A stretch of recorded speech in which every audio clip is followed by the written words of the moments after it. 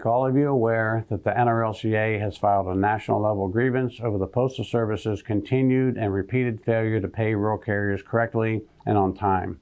In pay period 18, the Postal Service failed to pay over 52,000 rural letter carriers, and while they did attempt to provide those impacted carriers with money orders as a salary advance, not 100% of the carriers were provided these money orders, and the employer did not reimburse those carriers EMA for the use of their privately owned vehicles and the fuel they had to purchase to deliver the mail. It also took the Postal Service multiple pay periods to get carriers' pay corrected, and many came as multiple pay period adjustments that were not only confusing to the carriers, but often are impossible to determine if they even were paid correctly. The NRLCA was assured the employer had corrected the source of the error and this would not happen again, but just a few weeks later, the employer failed to pay over 2,200 rural carriers properly and on time. Enough is enough.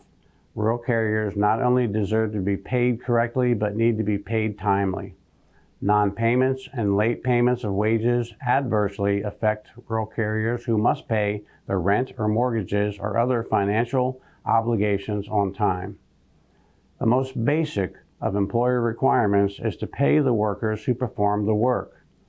To continue to fail at this most basic of employer responsibilities, especially at this time of year when so many carriers not only work long hours through the holidays, but also prepare for the holidays, is unacceptable.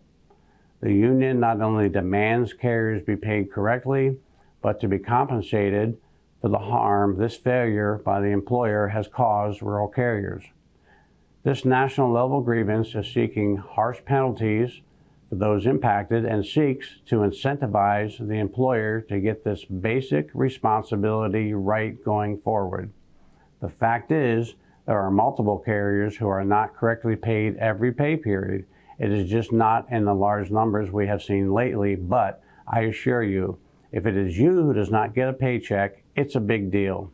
As stated, enough is enough, and the union has taken what we believe to be the appropriate action. Thank you.